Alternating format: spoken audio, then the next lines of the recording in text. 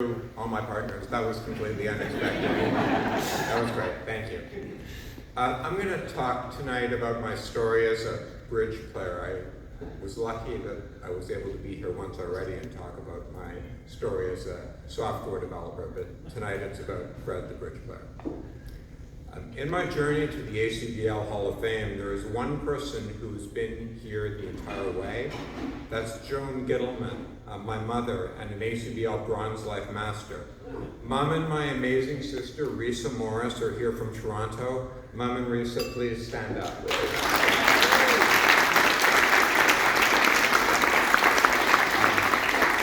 My parents strongly encouraged me and my siblings to use our brains to follow our dreams and to play cards. I learned bridge at age 16 from two school friends, brothers David and Mark Kaplan. It means so much to me that my dear friend of almost 50 years, Mark Kaplan, now living in Ireland, is here tonight. Mark, please take a bow.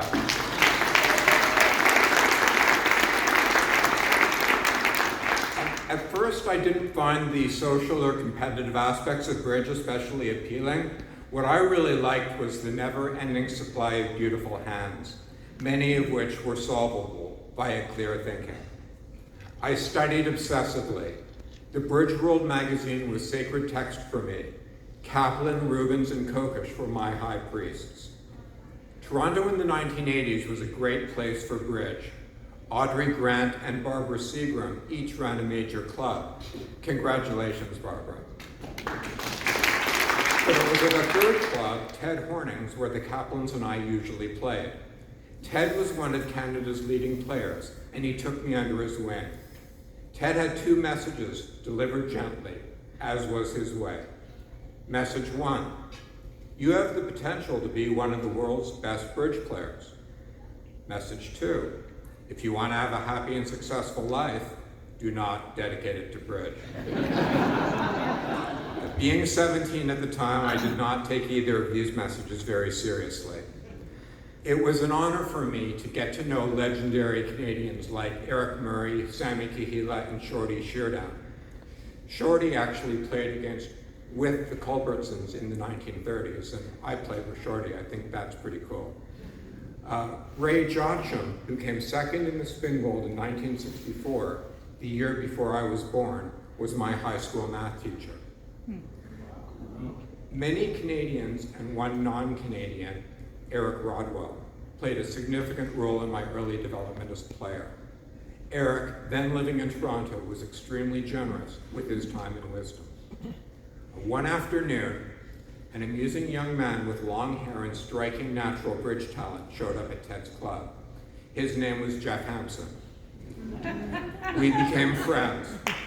A good move by me, as people with Jeff's loyalty, generosity, and decency are few and far between. But it was at Barbara's club where I would have a life-changing encounter in 1988.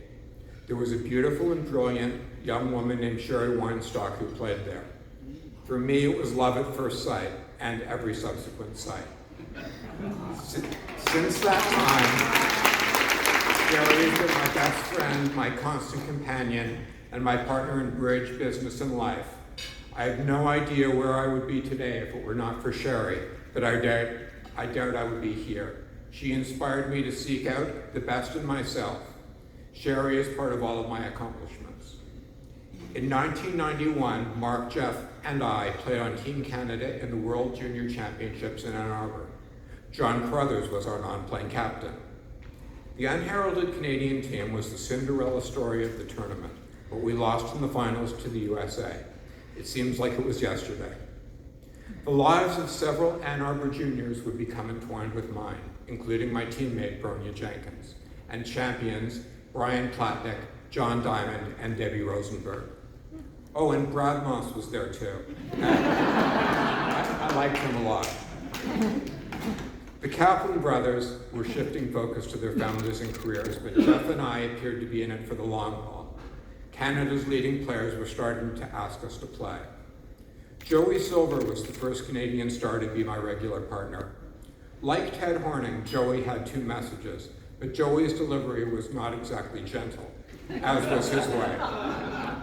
1, Joey insisted that we play only a handful of conventions. Scientific me was terrified and skeptical, but I was surprised by how well that worked and how much my judgment improved as a result. 2, Joey insisted that I undergo a fundamental personality transformation. In order to win more, I had to start caring more about winning. That was something I needed to hear. I listened. My next Canadian partner was George Gitelman, arguably Canada's best player at the time. People found it amusing that our names rhymed. Our debut was at the 1995 Bermuda Bowl in Beijing, where Cinderella made a brief reappearance. The end result was my second silver medal. After Canada lost a close finals to Nichols Americans, Edgar himself approached me out of the blue and said, "Young man, you are a very good player." I wasn't sure about that, but it meant the world to me. Also in Beijing, Jeff Mextra suggested Brad Moss as a possible future partner. A couple of years later, Brad and I gave it a try. My last tournament for Canada was the 2002 IOC Grand Prix, held alongside the Winter Olympics in Salt Lake City. Team Cinderella finally made it to the bubble, beating Italy in the semis and Poland in the finals to win the gold medal. Joey was my partner, and it was magical. Meanwhile, Brad and I were really clicking, both at and away from the table. Brad cared about winning. We had an amazing 15-year ride together, full of hands-on experiences that I will never forget. Thank you so much, partner. My favorite wins with Brad include the 2003 Cavendish Pairs, the 2005 Spin Gold, and the 2010 Rosenbloom, where we became world champions. Jeff Hampson and Eric Greco were frequently our teammates. That was lucky. Also lucky was that my team almost always had a strong sponsor. Special thanks to Roy Welland, Russ Ekblad, John Diamond, and Les Moyles. Without such high-quality partners and teammates, I would not be in the Hall of Fame. Winning the Rosenbloom completed a 20-year circle in that 5 of our 6 players, myself, Brad, Jeff, Platnick, and Diamond, had played in Ann Arbor as juniors. Our 6th, Eric Greco, was somewhat younger, but becoming a world champion was the beginning of the end for me. Brad was more enthusiastic than ever, but the time required for being serious about bridge was becoming increasingly difficult for me to find. It was time to step aside. Nowadays, Brad and the incredible Joe Grew are my favorite pair to watch. Except for Gail, Brad Moss has no greater fan than me. A special moment years later was winning the 2017 Yeh Brothers Cup, playing with my old mentor, Eric Kokish. In 2019, I won the Grand National teams, playing with Sherry on a Las Vegas-based team dominated by ex-Torontonians. Vegas has a vibrant, high-level bridge community that includes many good friends. Big shout out to the godparents of bridge in our city, Mark and Brenda Jacobus, who have welcomed and helped settle many young players in our city, including me and Sherry in 2002. An older circle started to close in 2017 at the Nationals in Toronto, where I ran into the Kaplan brothers for the first time in a long while. They now had more time for bridge, but tragedy soon struck. David Kaplan, only 54, died in an accident. The shock of David's passing helped bring me and Mark closer together. We enjoyed playing and chatting online during COVID so much that we tried live bridge, winning Canada's team trials in 2023 to qualify for the Bermuda Bowl in Morocco. We played the Olympiad in Argentina the following year, where Katie Thorpe was our captain. Much thanks to Mark and our teammates for some great experiences. I have much enjoyed teaming with good friends in major events in recent years. Thank you, Uday Crystal, Debbie Max, Billy, and Bronya. My story is in no small part a love story. My love, Sherry, has also been my main bridge partner since my retirement as a professional player. During that time, she's improved to such an extent that annoyingly, she now notices my mistakes. Occasionally, even before I do.